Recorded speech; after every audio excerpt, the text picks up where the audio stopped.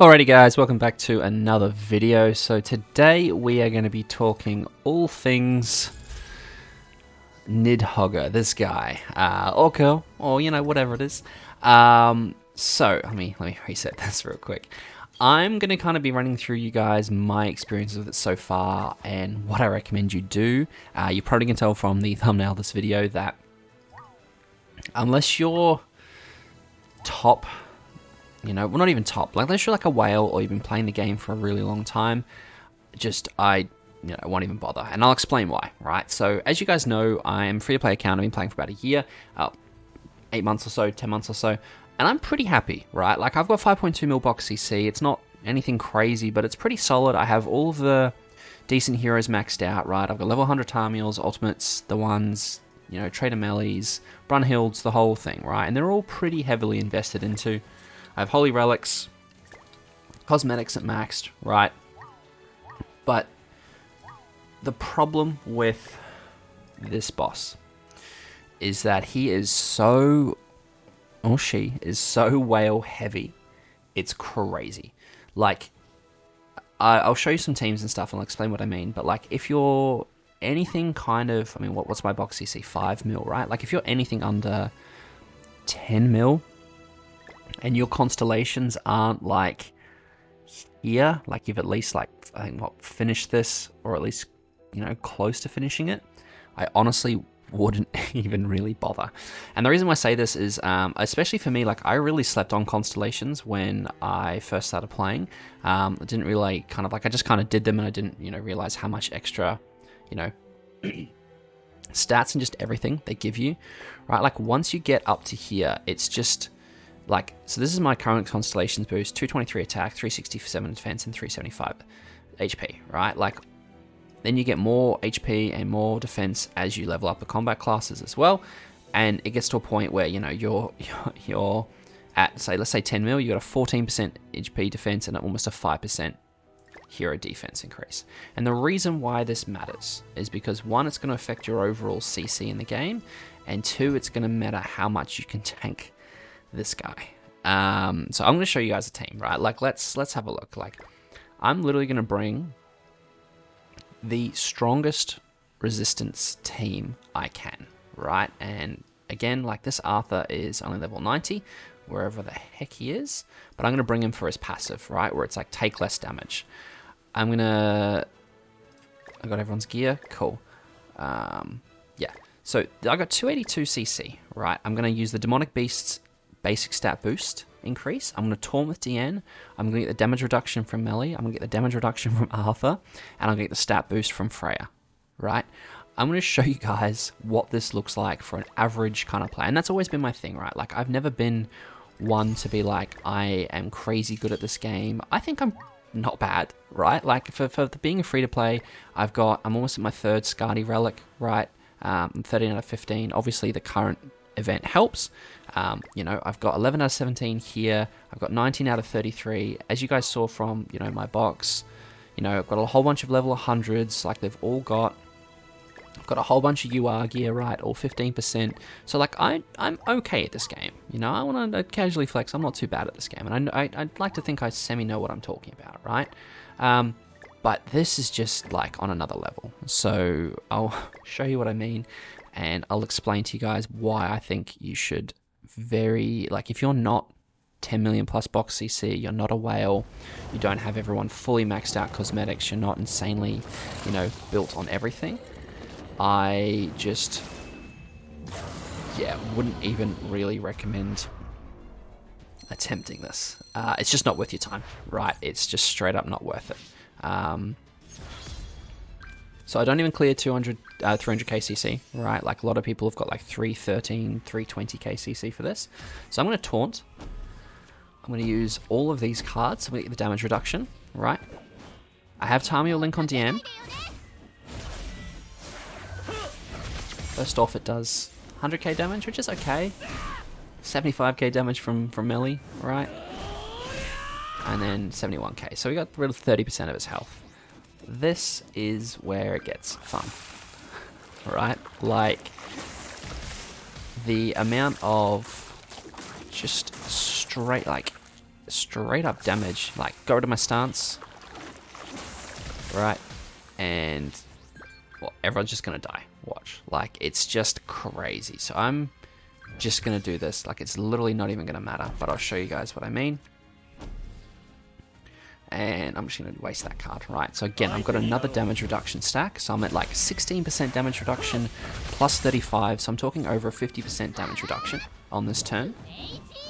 He got rid of my stance, so that's not going to make any difference. Right? Like, and there we go. I'm almost, like, my Freya's almost dead. This is floor 1. He's going to die here. Right? This is floor 1, phase 1. Right? Turn 2. Turn 2. And everyone is dead. Melee has 15% HP defense gear. They all have UR gear. Like, we go taunt, and then we're going to do that. Right? Like, it's not even going to matter because the poison and the debuffs are going to kill me. Now, you might be saying, Dan, yeah, just bring a debuff cleanser or whatever it is. But, like, there you go. So, like, say, oh yeah, bring a debuff cleanser, bring a healer, etc., right? Like, and I'll show this team, right? I'll show you guys what I mean, and I'll show you the team. But it's just, yeah, not even attemptable, basically, is what I'm trying to tell you guys. And I know a lot of you guys wanted to see me attempt this, and, you know, here is me attempting it. But you really want to be waiting for people like this girl, right? Or where is she? I mean, you guys know where I'm going with this. Or Yorm, right? Or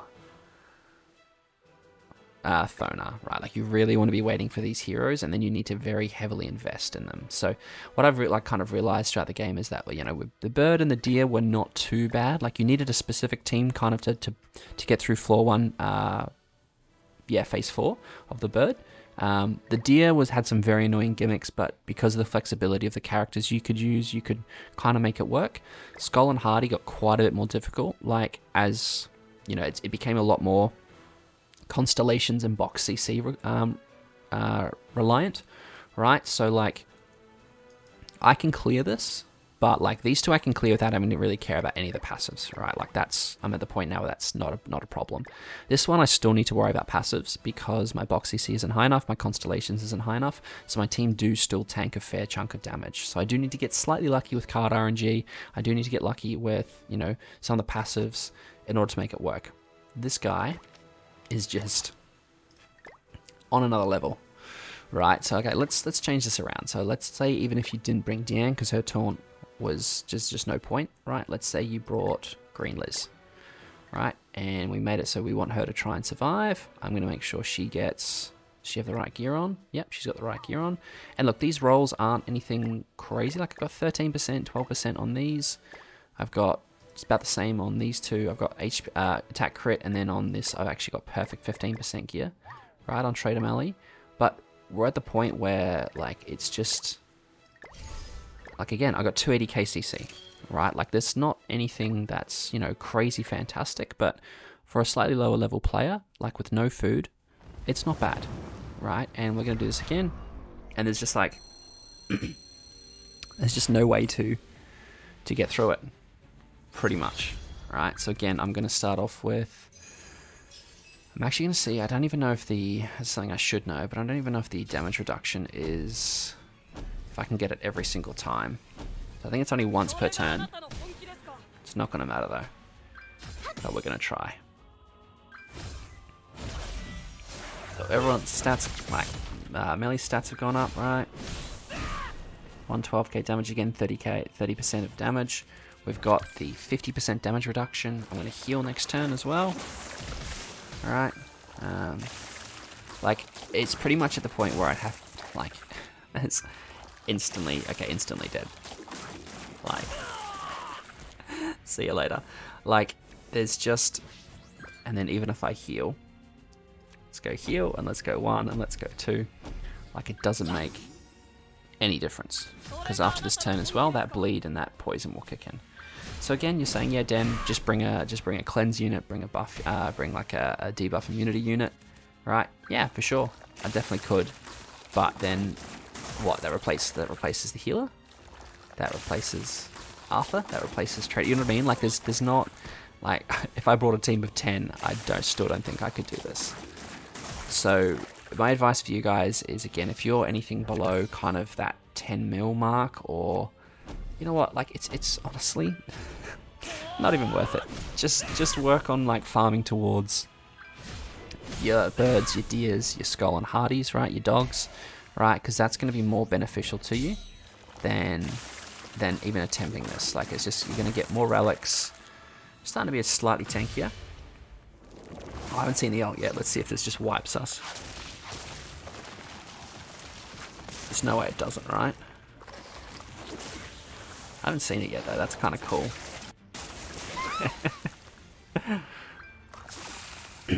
And we're dead. So yeah, it's just not really even worth your time, team. We're just gonna quit, because there's I'll heal myself up. Woo. And that's, like I said, we can't even get past 50% HP on floor 1. So for this, honestly, it's not worth your time. Spend your time on building your dogs team, finishing, you know, hopefully you guys have got a bird and a deer team already. I do have a few guides on how to build a team, a full ultimate guide of a full run through on everything. I've got quite a few videos on it, so if you are keen and you're still struggling with these a little bit, feel free to check those videos out. I'm currently working on one for Skull and Hardy. Like I said, I'm still slightly reliant on team setups and passives, so I am working through a few different teams to try and throw one together for you guys. I might just end up just showing you guys like a run for me and like how I go about it, my tactics, and then when I'm a bit more settled, I'll do a full ultimate run. But you know what I mean, like even for me, I would probably need, I don't know, good maybe 6-7 mil box CC for it to be, easy clearable each time. So they're definitely getting harder, these demonic beasts, which is, they should, right? Because these are end-game content stuff. Like, this is not something you should just be able to pick up the game and instantly do. Like, this and high-end PvP is end-game stuff. So yeah, so don't bother. Save your time. Don't worry about trying to corpse ferret Niddhogr. It's like, it's just not worth it. These relics are nothing kind of crazy yet either. Like, they're kind of fun, right? And like, this can be fun in PvP, and this can be a bit of fun as well in a demon team, but like, you just don't need to, right? There's not a relic in here that's like, oh my gosh, you need it.